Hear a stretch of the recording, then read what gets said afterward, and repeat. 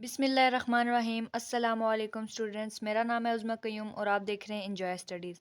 आज हम theory of automata का लेक्चर नंबर 3 करने जा रहे हैं। ये शॉर्ट लेक्चर है, इंशाल्लाह मेरी पूरी कोशिश होगी कि मैं आपको अच्छे से समझाऊँ। ये समरी है, समरी में हमें बताया जा रहा है कि हमने इस लेक्चर में पढ़ना क्या है। सबसे पहला जो टॉपिक है वो है रेगुलर एक्सप्रेशन, जो कि बहुत ही ज़्यादा इंपॉर्टेंट टॉपिक है। इसमें हमें बताया जा रहा है कि हम पहले डिस्कस कर चुके हैं कि A star generate null and that up to so on, a plus generate a double a triple a and up to so on.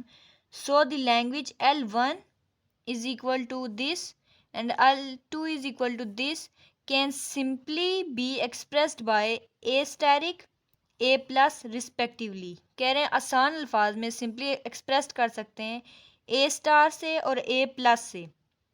किस चीज़ को? ये जो हमारे पास लैंग्वेज आई है इसको हम रिप्रेजेंट कर सकते हैं। अब हमें यहाँ कह रहे हैं ए स्टार और A plus are called the regular expression R E for L1 and L2 respectively. आसान अल्फाज में जितने भी एक्सप्रेशन आती है हमारे पास उसको एक खास शक्ल में यानी कि ए स्टैरिक या ए प्लस में जो हम दिखाते हैं इस चीज़ को कहते हैं रेगुलर एक्सप्रेशन। आगे हमारे पास एक ये स्केच सा बना हुआ है। रेगुलर एक्सप्रेशन एक लैंग्वेज है। इसके आगे 3 फॉर्म है। सिंगल लेटर लैंग्वेज हो सकती है, फाइनाइट लैंग्वेज हो सकती है जिसकी काउंटिंग हम कर सकते हैं, और तीसरी हो सकती है इनफाइनाइट लैंग्वेज। ये आपने याद करना है। आगे है recursive definition of regular expression. Step 1 क्या होगा? अब हमें पता कैसे चलेगा कि ये रेगुलर एक्सप्रेशन है? स्टेप 1 है every letter of sigma including null is a regular expression. कोई भी हमारे पास जो है लेटर हो उसमें अगर नल है तो उसको हम कह सकते हैं कि ये रेगुलर एक्सप्रेशन है। स्टेप 2 होगा if R1 and R2 are regular expression then.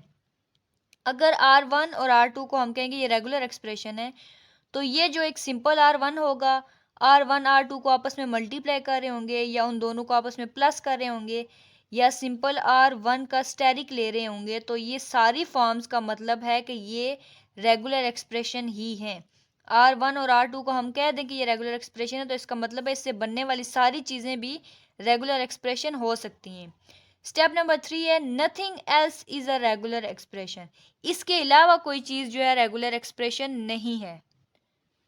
आगे आता है मेथड 3 रेगुलर एक्सप्रेशन। अब इसकी कुछ एग्जांपल दी जाएंगी या हमें ज़्यादा डिटेल बताई जाएगी तो आपने ये ध्यान से देखना है। Consider the language L is lambda single x double x triple x and up to so on of a string defined over sigma is equal to x. अगर हमारे पास सिग्मा एक्स हो तो हम इसको इस तरह लिख सकते हैं। We can write this language as the Kleene star. Kleene star मतलब सिग्मा के ऊपर जो स्टार आता है ये वाला स्टार आ जाएगा। Sigma or L is equal to sigma star is equal to x का स्टार। अगर सिग्मा स्टार होगा तो इसका मतलब है इसके आगे जो एक्स है उसके ऊपर भी स्टार आएगा। आगे कह रहे हैं this language can also be expressed by the regular expression x की पावर स्टार। अब हम सिर्फ सिग्मा को स्टार नहीं कह सकते, अगर एक्स है हमारे पास तो उसके ऊपर भी हम स्टार लगा के एक्सप्रेस कर सकते हैं।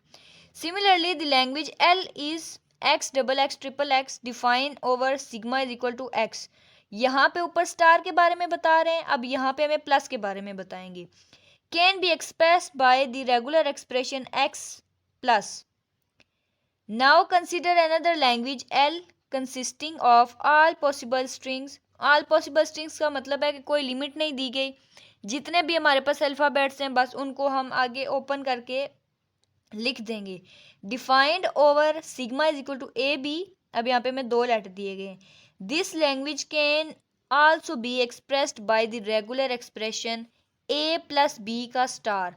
अब यहाँ देखें ये 2 हैं, सिंगल ए या सिंगल बी नहीं, ए और बी दोनों है तो हम इनको प्लस कर देंगे, ए प्लस बी का whole star. Now consider another language L of string having exactly one A। अगर सिर्फ A हो, सिंगल A हो, ये जैसे A B लिखा हुआ है लेकिन खाली A हो, defined over sigma is equal to A b, then it's regular expression में बी बी का स्टार ए बी का स्टार। अब कह रहे हैं जो रेगुलर एक्सप्रेशन आएगी उसमें सिर्फ एक सिंगल ए होना चाहिए, लेकिन उन्होंने इसके अलावा और कोई कंडीशन नहीं दी, तो हम अपने पास से ये बी का स्टार और ये बी का स्टार दोनों साइड पर लिख सकते हैं। कंडीशन है सिंगल ए हो तो सिंगल ए लिख दिया, आगे पीछे जो मर्जी लिख दो।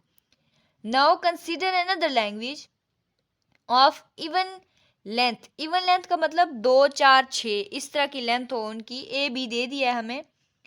और क्या करेंगे, देन इट्स रेगुलर एक्सप्रेशन में बी ए प्लस बी और होल का स्टार। अब ये 1 एंड 2 इनकी इवन हो जाएगी तो ये कंडीशन भी फुलफिल हो रही है। Now consider another language. अब ये सारी हमें एग्जांपल दे रहे हैं, कंसीडर लैंग्वेज का मतलब है एक नेक्स्ट एग्जांपल दे रहे हैं ऑफ ऑड लेंथ। ऊपर इवन की थी, नीचे ऑड की, मतलब 1 3 5 इससे ज़्यादा या इससे कम नहीं होना चाहिए। Sigma is equal to A b, then it's regular expression में b a plus b a plus b a plus B का होल स्टार। अब ये देखें 1 2 3, तो ये हमारे पास ऑड नंबर हो गया। और यहाँ पे भी लिख दिया ने, सिर्फ स्टार जो है इन दोनों पे लगा दिया, लेकिन ये फिर भी 3 एक्सप्रेशन बन रही है हमारे पास, तो ये भी ऑड लेंथ हो जाएगी। आगे रिमार्क है, it may be noted that a language may be expressed bye more than one regular expression. एक से ज़्यादा रेगुलर एक्सप्रेशन के साथ भी एक्सप्रेस किया जा सकता है। While given a regular expression there exist a unique language. वहाँ पे कोई ना कोई यूनिक लैंग्वेज होगी generated by the regular expression. Regular expression की मदद से कोई ना कोई एक अलग से लैंग्वेज क्रिएट हो सकती है या जनरेट हो सकती है। अब लास्ट पे हमें कम से कम 4 एग्जांपल दी गई हैं। तो पहली एग्जांपल है, consider the language defined over sigma is equal to a comma b of word having at least 1 A.